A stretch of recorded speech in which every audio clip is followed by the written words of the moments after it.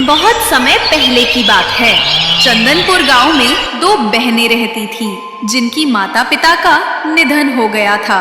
मतलब अब उनका कोई सहारा नहीं था। बड़ी बहन का नाम संजू तथा छोटी बहन का नाम मंजू था। संजू सुंदर, सुशील और दिमाग वाली थी, लेकिन मंजू मेहनती और भोली थी। बड़ी बहन संजू बगल के गांव धनीराम सेठ के यहाँ नौकरी करती थी। नौकरी करते करते उसे धनीराम सेठ के बेटे से प्यार हो जाता है और फिर उससे शादी कर लेती है। ठीक कुछ दिन बाद गांव वालों की मदद से छोटी बहन मंजू की भी शादी हो जाती है, लेकिन इसका पति उतना रईस नहीं होता जितना कि होना चाहिए। मतलब कि मंजू का पति सुरेश एक किसान था, जो रोज मजदूरी करके पैसे कमाता और घर को चलाता। लेकिन संजू एक रईस घर में रानी की तरह रहती थी। पैसे होने के कारण उसके अंदर काफी घमंड आ गए थे। वो चाहती थी कि मेरी बहन मेरे घर नौकरी करे और मैं उसे पैसे दूं। इसी सोच को लेकर वो मंजू के घर आई। सुन मंजू, इस तरह कब तक गरीबी सहेगी? मुझे देख मुझे किसी चीज की कमी नहीं है। जो चाहो 1 मिनट में खरीद सकते हैं। इसलिए मेरी बात मानो, इस गरीब मजदूर को छोड़कर मेरे घर तुम नौकरी करो और जो कुछ पैसे इकट्ठा कर लो, तब मैं तुम्हारी दूसरी जगह शादी करवा दूंगी। ना ना दीदी, वो भले गरीब है लेकिन मुझसे बहुत प्यार करते हैं। मुझे जो चाहिए होता है वो लाकर हमें देते हैं। भले थोड़ा लेट ही लेकर आए, लेकिन लाते जरूर है। और मुझे वैसे भी किसी चीज की चाह नहीं है। तुम पागल मत बनो। तुम्हारा इस तरह हाल देखकर मुझे बुरा लग रहा है। तुम मेरी बहन हो, पूरा गांव जानता है। अगर तू ऐसे गरीब फटे हाल में रहेगी तो भला मेरी क्या इज्जत होगी? और हाँ, सुरेश करता क्या है, क्या तुम बता सकती हो? दीदी, वो बगल गांव में एक कारखाना है, वहीं पर काम करते हैं। शायद किसी सेठ का कारखाना है। रोज के 100 बन जाते हैं। अभी तो वहीं पर काम कर रहे हैं। अगर दीदी आपके नज़र में कहीं अच्छी जगह नौकरी हो तो बता देना, मैं उनको वहां भेज दूंगी। क्या बोल रही है? समझ में आ रहा है? तू अपनी औकात देखकर बात कर। मैं उस गरीब की कभी भी नौकरी नहीं लगने दूंगी। और हाँ, तू जिस कंपनी की बात कर रही है ना, वो कंपनी मेरे ससुर की है। कल मैं उसे काम से निकलवा दूंगी। अगर तुझे काम करना है तो मेरे घर आकर झाड़ू पोछा कर सकती है। अब मैं जा रही हूँ। रात भर सोच लें, सुबह मुझे बताना। दीदी, आप मेरे बारे में जो बोलना है बोल दीजिए। मैं उनके बारे में एक भी शब्द नहीं सुन सकती। तो कृपा करके आप मेरे घर से निकल जाइए, नहीं तो मेरे मुंह से कुछ भी निकल सकता है। मंजू की इतनी बात सुनकर संजू तुरंत घर वापस आती है।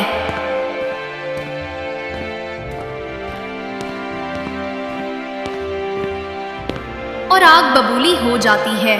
अपने पति से कहकर सुरेश को काम से निकलवा देती है। और उधर सुरेश शाम को काम से घर आता है। सुरेश का चेहरा उदासी से भरा होता है। क्या हुआ जी? आपकी तबीयत ठीक तो है? मुझे ऐसा क्यों लग रहा है जैसे आज आपको कुछ हुआ हो, क्योंकि आपका चेहरा मुझे बता रहा है जैसे कोई बात हो गई है। नहीं मंजू, बात ऐसी नहीं है। दरअसल मैं जिस कंपनी में काम करता था, अब वहां पर मजदूरों को निकाला जा रहा है जिसने पढ़ाई नहीं की है, और मुझे भी निकाल दिया गया। इसलिए थोड़ा परेशान हो गया हूं कि अब क्या करूंगा। अरे, इसमें परेशान होने की क्या बात है? अगर वहां से निकाल दिया गया है तो ऐसा तो है नहीं कि हमें काम कहीं मिलेगा नहीं। अगर हम कंपनी में काम नहीं कर पाएंगे तो क्या हुआ, कम से कम किसी के घर नौकरी तो कर सकेंगे। मेरी बात मानो, मुखिया के घर काम पकड़ लो। मुखिया पैसा थोड़ा कम देगा, ठीक है, लेकिन इज्जत तो रहेगी। तुम सही बोल रही हो। मैं कल सुबह होते ही मुखिया के घर जाकर काम की बात करूंगा। अच्छा, अब खाना पीना खाकर सो जाओ। इतना बात कर दोनों लोग सो जाते हैं। और अगली सुबह होते ही सुरेश मुखिया के घर की तरफ निकल पड़ता है।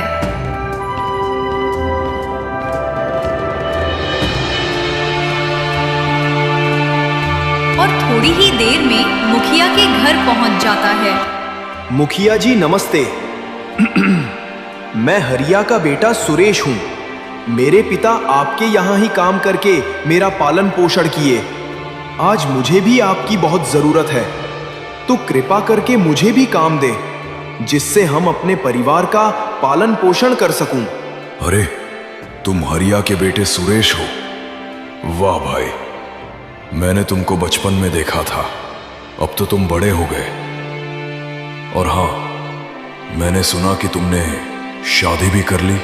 हाँ मुखिया जी, मैं शादी भी कर ली। मम्मी पापा के गुजर जाने के बाद मेरे पास कोई और रास्ता ही नहीं था, क्योंकि घर को चलाना था। मुझे रोज काम पर जाने के लिए, खाना बनाने के लिए बहुत दिक्कत होती है, इसलिए मेरी शादी थोड़ा जल्द हो गई। कोई बात नहीं बेटा सुरेश, मेरे यहां नौकरी है। मैं तुम्हें एक दिन के 50 रुपए दूंगा और साथ में एक समय का खाना भी दूंगा। काम बस इतना करना है, मेरे खेत में जाकर फसलों की देखभाल करनी है, ठीक है? अब तुम जाओ अपने घर और कल सुबह से मेरे खेत काम करने चले जाना। मुखिया की इतनी बात सुनकर सुरेश अपने घर वापस आ जाता है।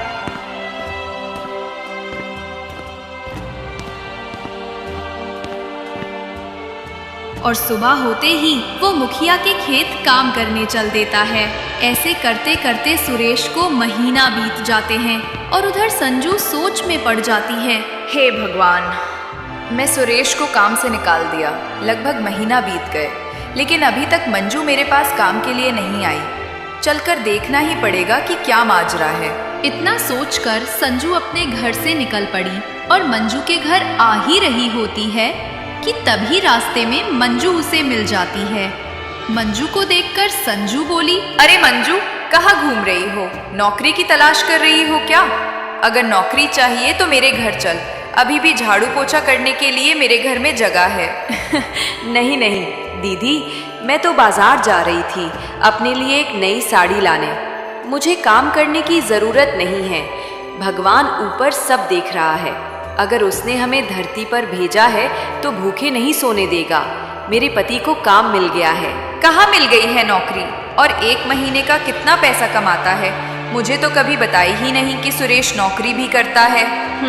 काम करते हैं दीदी। गांव के मुखिया के यहाँ खेती में काम करते हैं और एक दिन के 50 रुपए मिलते हैं। पैसे थोड़े कम हैं, लेकिन हम बहुत खुश हैं। मंजू सच में बहुत भोली थी। संजू का मकसद था कि सुरेश की नौकरी पता करके उसे नौकरी से हटा देना और फिर मंजू को अपने यहाँ नौकरानी बनाकर रखना। अरे हाँ मंजू, मैं थोड़ा काम से तुम्हारे गांव आई थी। चलो ठीक है, तुम बाजार जाओ, मैं अपना काम करने चली। संजू की इतनी बात सुनकर मंजू बाजार के लिए निकल पड़ी और संजू मुखिया के घर की तरफ निकल पड़ी और थोड़ी देर में मुखिया के घर पहुंच गई।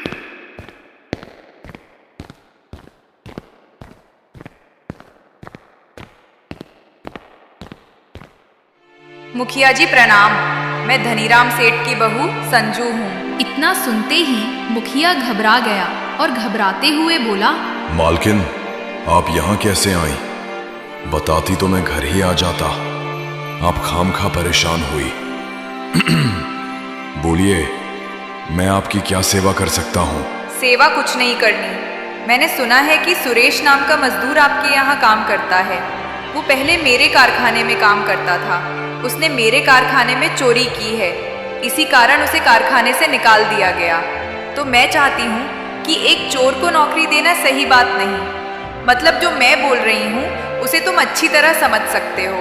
अरे मालकिन, बिल्कुल बिल्कुल, मैं तो आपका नमक खाता हूँ। आपकी कृपा से मेरा घर चलता है। भला मैं आपके खिलाफ कैसे जा सकता हूँ? आप परेशान ना रहे, मैं खेत जाकर अभी तुरंत सुरेश को मना कर देता हूँ। आप अपने घर जाइए। मुखिया की इतनी बात सुनकर संजू चैन की सांस लेती है और एक मुस्कान के साथ अपने घर वापस लौट जाती है और उधर मंजू भी बाजार करके घर वापस आ जाती है।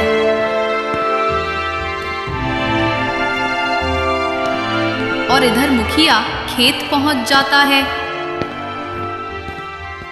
सुनो बेटा सुरेश, दरअसल बात ऐसी है कि मुझे कम पैसे वाला मजदूर मिल चुका है, इसलिए मैं चाहता हूं कि कल से तुम मेरे यहां काम करने मत आना। ये क्या बोल रहे हैं मुखिया जी? अगर कोई कम पैसे में काम कर रहा है तो अच्छी बात है, पर एक बार मुझे इतना बता दे कि वो कितना पैसे लेगा काम करने का, क्योंकि मैं नहीं चाहता कि मैं काम छोड़ूं। आप जितना उसको देंगे, अगर मुझे ही उतना दे दे तो मैं काम कर लूंगा। नहीं नहीं बेटा, मैं जानता हूं कि तुम्हारे पिता ईमानदार थे और तुम उनका ही खून हो, तुम भी ईमानदार हो, लेकिन मैं किसी को जबान दे दी और तुमको पता है मैं अपनी जबान काट नहीं सकता। इसलिए बेटा मुझे माफ करो और तुम अपने घर जा।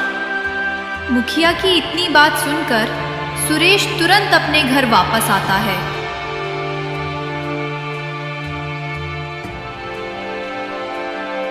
और मंजू से कहता है, मंजू, एक बात कहनी थी, सच सच बताना, क्या तुम मुझसे खुश हो? क्या तुम्हें नहीं लगता मैं तुम्हारी मनपसंद चीज नहीं दिला पाता? और तुम्हें ऐसा नहीं लगता कि अगर तुम किसी दूसरे के घर शादी की होती तो शायद रानी बनकर रहती? ये सब क्या है? आज मदिरा पान करके आए हो क्या? ऐसी उल्टी सीधी बातें क्यों करते हो? मुझे कुछ नहीं चाहिए, आपका प्यार ही मेरे लिए सब कुछ है। आप खुश रहें, मैं खुश रहूंगी। हाँ, लेकिन मेरे समझ में ये नहीं आ रहा है कि आज अचानक से ये सब बातें क्यों करने लगे। बोलो। मंजू, बात ऐसी है, मुखिया ने भी मुझे काम से निकाल दिया है, तो सोच रहा हूं कि जमींदार के यहां नौकरी कर लूं। पर जमींदार अभी घर पर नहीं है, अभी वह शहर गया है और उसे आने में कम से कम 10 दिन तो लग ही जाएगा। इसलिए पैसे अब हिसाब से खर्च करना, ताकि 10 दिन कोई दिक्कत ना हो। बस इतनी बात से आप परेशान हैं? मैं पैसे बचाकर ही रखी हूँ, आप परेशान ना रहिए। चलिए आराम करिए, जबकि चिंता तब की फिक्र देखी जाएगा, आगे क्या होगा। इतनी बात करके दोनों लोग सो जाते हैं और ऐसे ही करते करते काफी दिन बीत जाते हैं। और फिर अचानक एक दिन सुरेश की तबीयत बहुत खराब हो जाती है। सुरेश की तबीयत खराब होते देख मंजू तुरंत गांव के वैद्य से दवा लेकर घर वापस आती है।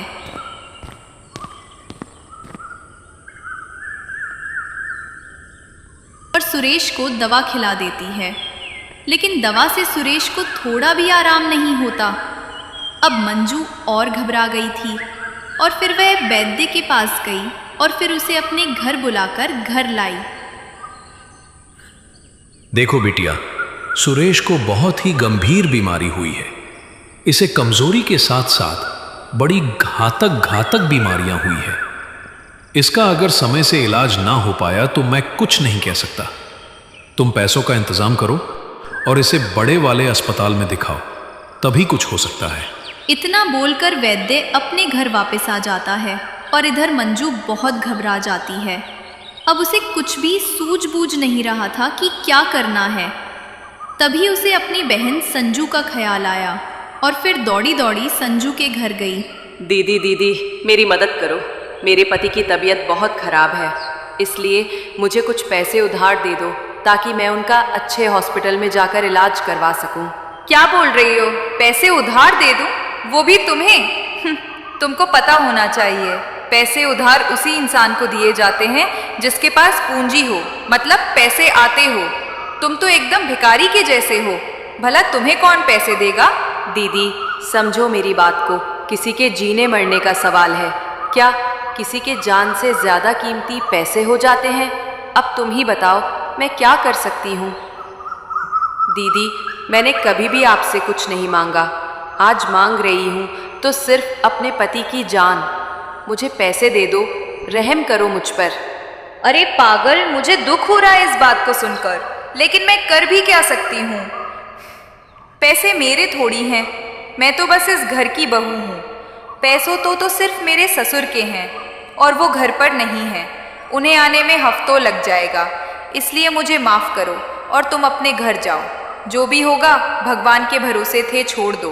संजू की इतनी बात सुनकर मंजू तुरंत उसके घर से निकल पड़ी और फिर मुखिया के घर गई और मुखिया से बोली, मुखिया जी, मेरे पति की तबीयत बहुत खराब, कृपा करके मुझे कुछ पैसे उधार दे दे ताकि उनका अच्छे से इलाज करवा सकूं। मुझे पता है कि मेरी बहन ने ही आपसे कहकर मेरे पति को काम से निकलवाया है, लेकिन क्या किसी के जान से ज्यादा कीमती पैसे होते हैं?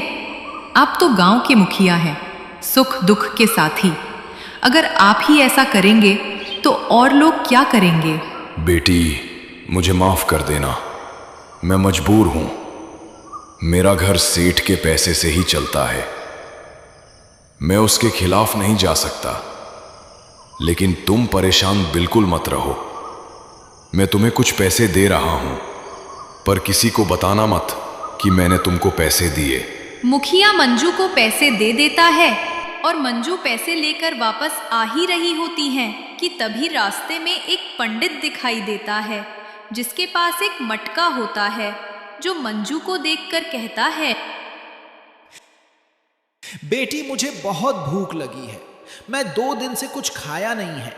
अगर तुम मुझे खाने को कुछ दे दो तो मेरी भूख मिट जाएगी। बाबा, मेरे पास खाने के लिए कुछ नहीं है, मेरे पास कुछ पैसे हैं जिसे उधार मांग कर ले जा रही है। अगर आपको पैसे दे दूं तो आप कोई चीज खरीद कर खा सकते हैं। अगर आपको पैसे चाहिए तो मैं आपको थोड़ा पैसा दे दूंगी ताकि आप अपना पेट भर सके। मंजू सच में भोली थी। पंडित मंजू की परीक्षा ले रहा था और फिर मंजू से कहता है, बेटा, मुझे पता है कि तुम्हारे पति की तबीयत खराब है, मैं तो तुम्हारी परीक्षा ले रहा था। मैं तुम्हारे इस उदार दिल से बहुत खुश हुआ, इसलिए मैं तुम्हें ये घड़ा दे रहा हूं। ये घड़ा कोई आम घड़ा नहीं है, ये घड़ा एक जादुई घड़ा। तुम इससे जो भी मांगोगी तुमको ये देगा, पर ध्यान रहे, दिन में केवल एक बार ही इससे मांगना है और सुबह सुबह ही मांगना है, नहीं तो ये तुम्हें निगल जाएगा और इसकी शक्तियां गायब हो जाएंगी। मंजू पंडित की बात मानकर घड़े को अपने घर लाती है और फिर घड़े से कहती है, हे जादुई घड़े, मेरे पति को सही कर दो। इतना बोलते ही घड़े में से एक प्रकाश उठा और मंजू का पति सुरेश तुरंत ठीक हो गया। सुरेश को इस तरह अचानक से ठीक होते देख मंजू बहुत खुश हुई और फिर वह सुरेश को सारी बात बता डालती है। और फिर अगले दिन मंजू ने जादुई घड़े से एक बड़ा सा घर मांगा और कुछ पैसे। जादुई मटके ने तुरंत उसे एक बड़ा सा घर और कुछ पैसे दिए, जिससे मंजू अब रईस हो चुकी थी। इस तरह मंजू को बड़ा आदमी बनते देख गांव वालों में कानाफूसी होने लगी और ऐसे करते करते एक दिन उसकी बहन संजू को ये बात पता लगी। तभी वो पागल सा हो गई और अपने पति से बोली, सुनो प्रकाश, मैंने सुना है कि मंजू बहुत बड़ी आदमी बन गई है। अचानक से उसके पास इतना पैसा आया कहाँ से? मुझे तो लगता है कि दाल में कुछ काला है। हाँ तो चलो, आज रात को सच का पता लगाया जाएगा, तभी कुछ हल निकलेगा। इतना बोलकर दोनों रात होने का इंतजार करने लगते हैं और रात होते ही दोनों लोग चुपके चुपके मंजू के घर में घुस जाते हैं।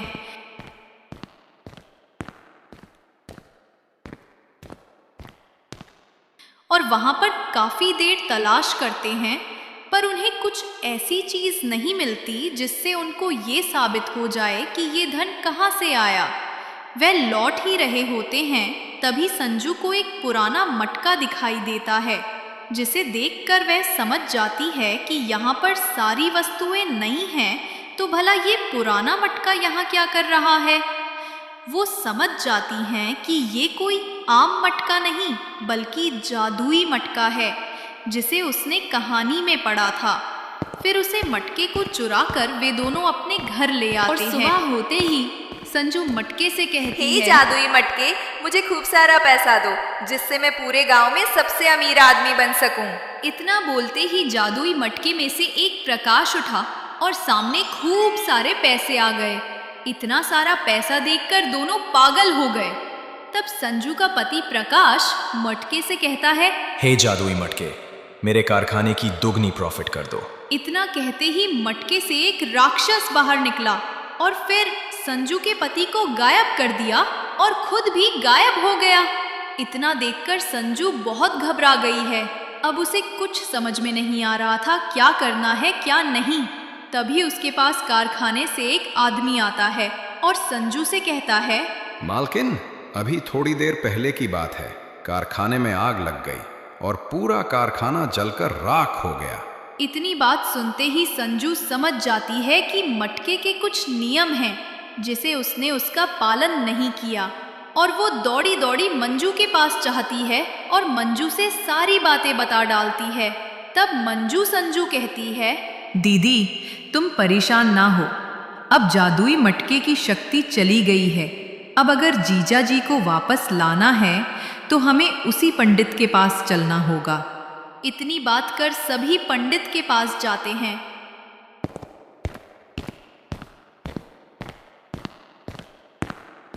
और पंडित को सारी बातें बता डालते हैं।